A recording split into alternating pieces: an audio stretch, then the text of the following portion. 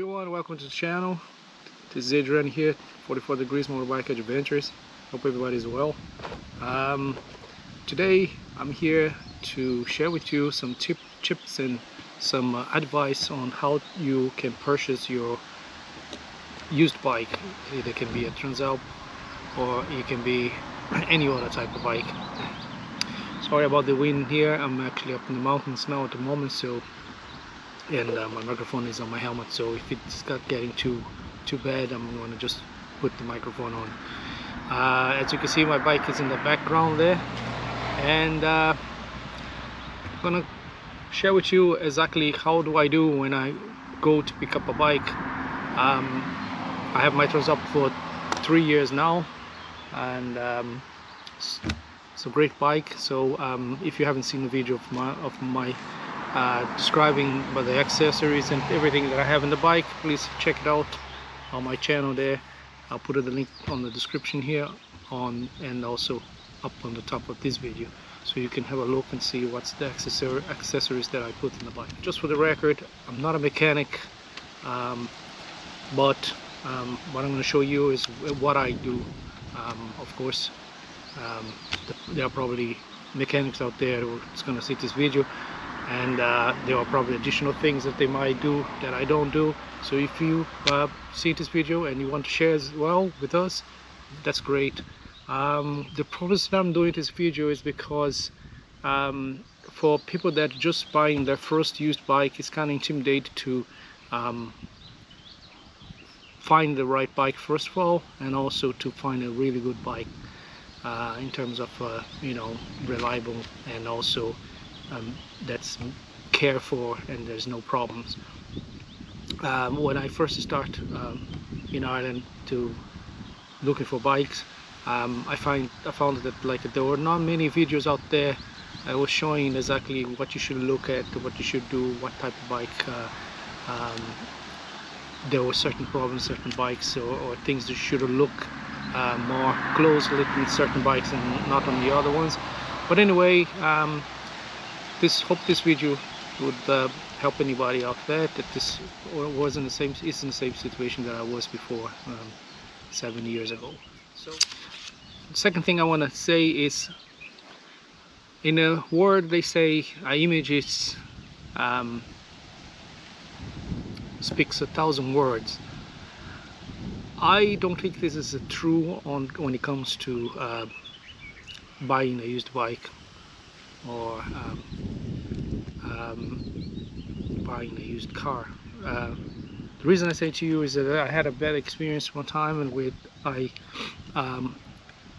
saw a picture of a bike in a classified ad. I'm not going to say which one, but the picture looked really good, and I called the person, and they were in Dublin, and I'm carrying, so it's about 5 hours drive, and I was early stages when I think changing my second bike, and I didn't bother to ask for additional pictures or a video or something like that, and I just decided to get in the car and go there.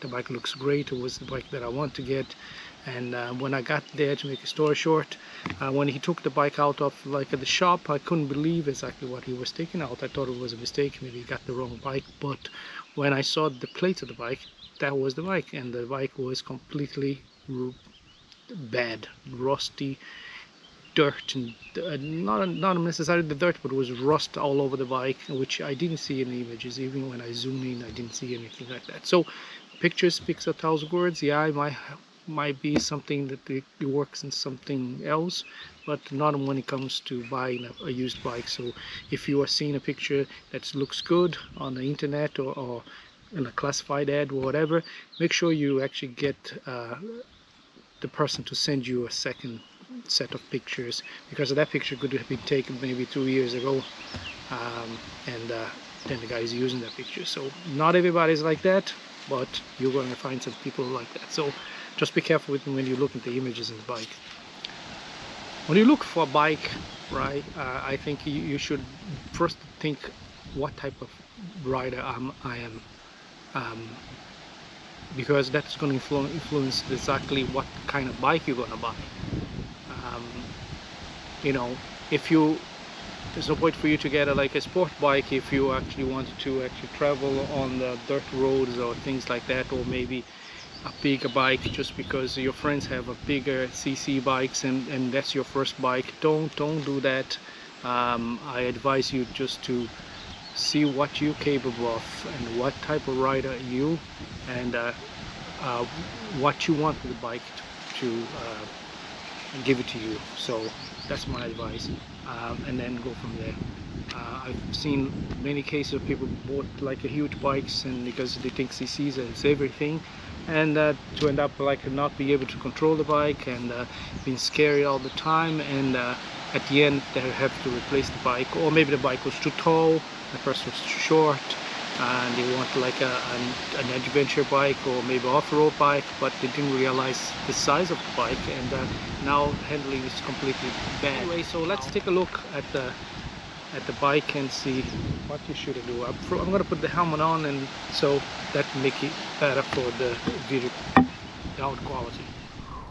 All right, everybody, so that's my Transalp 700 here. As I say, if you haven't seen the video yet of my Transalp with all the accessories that I have put on the bike, have a look at the video. I just put the description there. There's a buddy here to get out of there. All right, so you finally got you finally found the bike on the internet. You got your pictures, you looked, and it looks nice. It's the bike that you want, it's the type of bike that you want. So now you want to go over there and have a look at the bike, and maybe you haven't, this is your first time getting the bike, you don't know much about biking, and or maybe this is your second time buying and you want to know exactly what especially Transalps, what do they have, the things that you need to check on them. And so, you know, this is it. This is what I'm going to do for you guys today. I'm just going to share that my thoughts on and my advices that I'm going to give it to you today. So anyway, first of all, what I do is when I go to look at the bike, I actually usually look at the overall condition of the bike. When I say overall condition, I'm not talking about like a clean, the bike is clean and everything like that. I'm talking about like, okay, depending on the year of the bike, you're going to get some scratches and some wearing and tearing. But what I'm going to look at the bike is how the person maintained the bike. Basically, by just looking at the bike, you know yourself, like this person didn't give a shit about the bike. The bike was in the rain all the time and was kept outside. He barely did anything. He just threw water in the bike and cleaned it up just to sell the bike. So what I usually I look for, you know, rust on the screws, tap like that, rust is on the engine, rust in the forks on the top here, things like that. I have a look at the bike completely, even before I go into details. So I look at that, how much rust is in the bike. I mean, if this bike was kept inside, ask as much questions as you want to ask. Don't be afraid to do that. The person is there and he should answer your questions, and if he doesn't answer your questions, it means he's trying to hide something from you. So I would then have a look around and see. By just looking around, I know, okay, this person, even though the bike is old and even though the bike has a bit of scratches and maybe the guy dropped the bike, I mean, that's normal. People drop bikes, guys, and you're gonna get scratched just because a person dropped the bike. And I dropped this bike, I have a scratch here on the thing and in the pin there. So it's normal. People drop the bikes. If somebody said to you they never drop the bike, good luck to them. They haven't done that, and that's fine. But people drop the bikes. So I don't actually look at these things because the bike might be, you know, 5-10 years old, and it's gonna have a problems like that. You know, Transalps, I think in Europe, the last release of Transalp was 2013, which is this one here, and I think the factory they stopped making 2012. So it's gonna be a 10-year-old bike. So, but as you can see, some people can maintain the bike, some people don't. You know, and so I looked at that. So the next thing I start looking at, it's the particular things that I should be looking at the particular bike that you're going to buy. So if you need to do your research and see what things you should be looking at. Now we're talking about here the Transalp. But this can apply to any other bike out there. So one of the first things that like Transalp is very common, it's the rust of the spokes here, right? They can rust pretty bad, right? And it's pretty expensive to change this, because if you're gonna change it, you're gonna have to change both of them, and you wanted to put it like a stainless steel, because otherwise you're gonna have the same problem again. But if a person maintains and throws some rust repellent here or rust kill, whatever they call, and you know, you're not gonna see that much rust. You're not gonna see the rust at all. You're gonna see some wear, or maybe the paint here is off, but you know, I look at that. So Transalp is very common for Transalps to have rust on the spokes. So have a look at that and judge for yourself how bad it is. Another thing that you need to look, Transalps are very common, is the rust of the exhaust. The rust of the exhaust, and you can see my one is starting getting a little bit rusted here. I throw copper grease most of the time, and you know, and I try to paint it after that. But they rust here, and also they rust underneath here, this part here. This one is not bad. So this is the part that you rust. So you need to look at that and see how bad it is, because changing the exhaust, to me, it means unless if you're gonna go with the same one, you're gonna have to remap the injector, you know, so that can be pretty expensive. So have a look at that. Next thing I would do is I'll check the oil of the bike. I mean, the oil is down here, so sorry, the other side. The oil of the bike is down here, and you can just open up this and have a look at the oil. Make sure the oil doesn't have to be brand new oil, but it shouldn't be black, right? It should be brown or whatever, but not black. And also you shouldn't see any whitening on the oil, because that means the water is getting to the engine, right? Now, as I say, these engines, they don't have that much problem, but have a look at the oil. By looking at that, you can tell how maintained this bike was, you know. The KTM very fast going there. So have a look at the oil. Also the oil of the brake fluid should be clear. I don't know if you can see. I'll go to the other side. Oh, the bag is on the way, but you can see here, it should be clear. It shouldn't be black here. It should be clear. That means now what you do is you start looking. What we want to look is the head bearings, and also we want to look at the wheel bearings, and then make sure everything's okay. To do that, you need to put the bike in the center stand, have the guy to push the bike here back down, the wheel the back down. That would actually lift the front wheel. And what you're gonna do, so let's see if we can do this here without dropping this bike. You're gonna swing like that. It's from side to side when the bike is off the ground. Swing from side to side. Make sure it shouldn't be, you shouldn't have any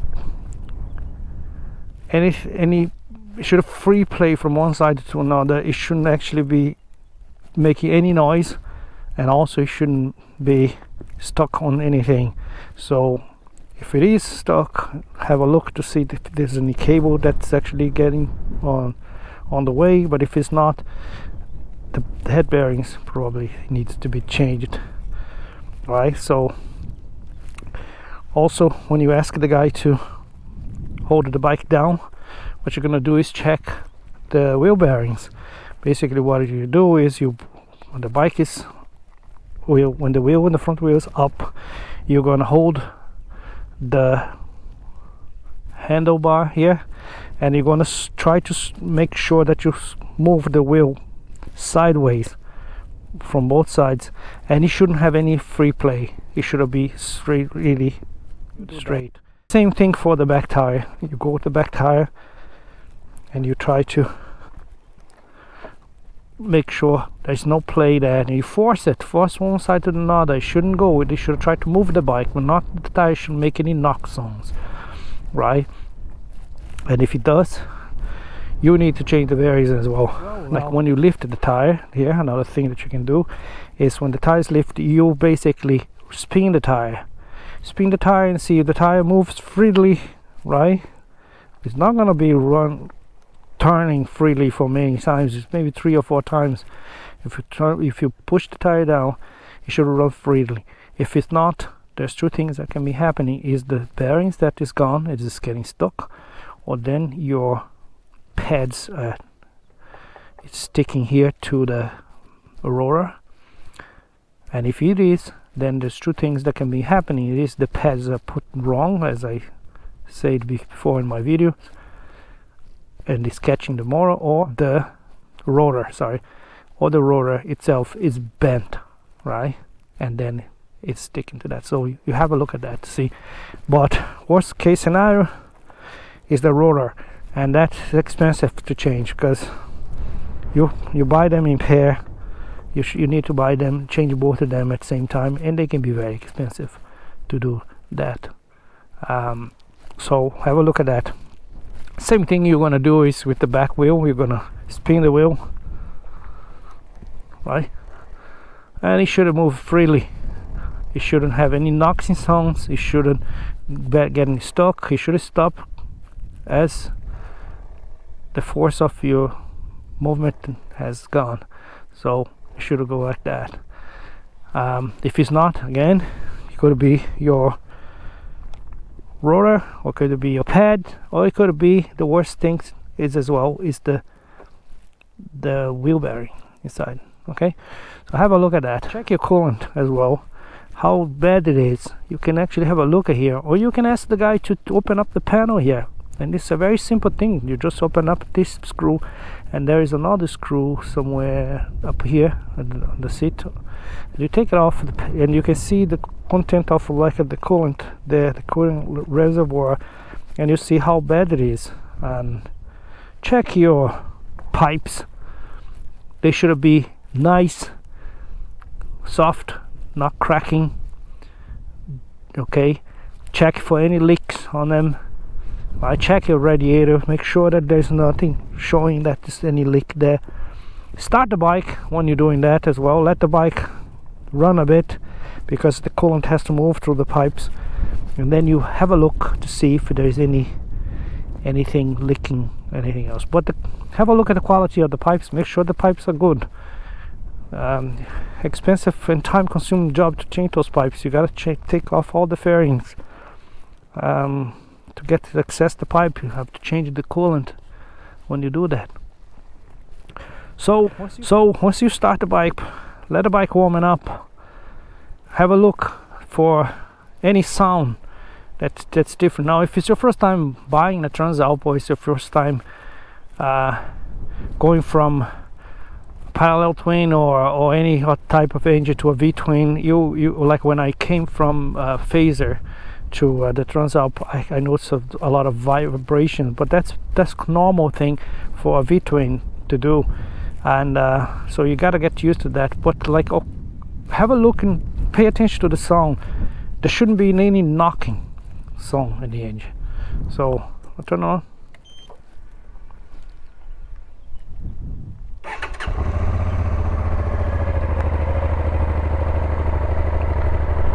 You should have a very steady, smooth sound. Right? You should look, pay attention, because if there is any knocking sound, it can be a lot of things. Most common is a cam chain, and anything else can be head pistons or things like that, things could be getting worse and worse. So have a look at the sound of the engine, right? And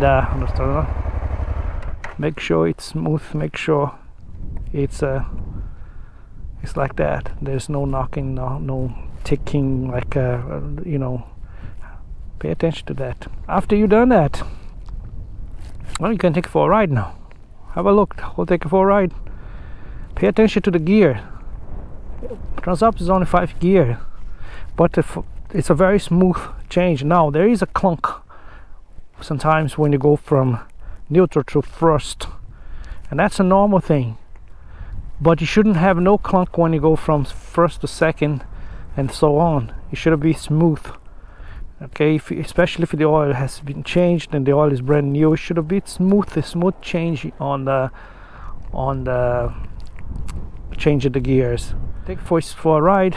Make sure you switch all the gears up to 5 gears, backing up and down, right? And have a look and see how the bike performs.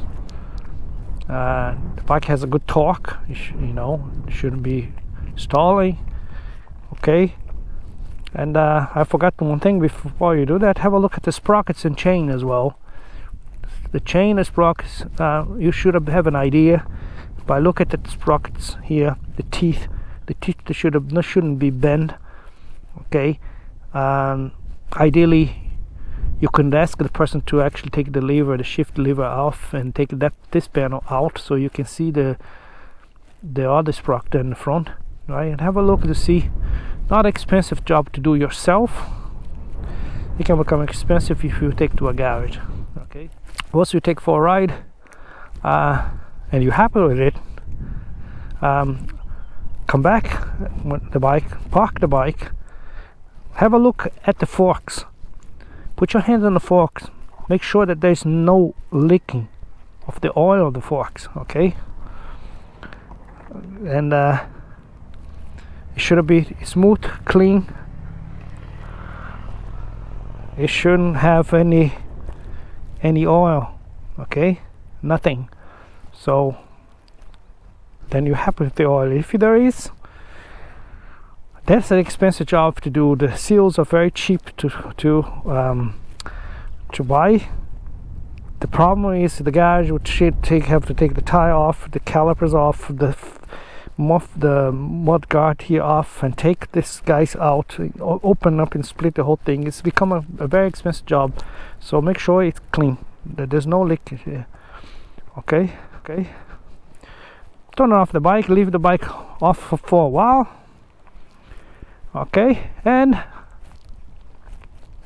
turn around the bike again. Make sure that the bike starts. Okay, why are you doing that? Because that could be, there's a lot of bikers here. Perfect. Cheers. Very nice guy. See if I'm okay. Perfect. Very good.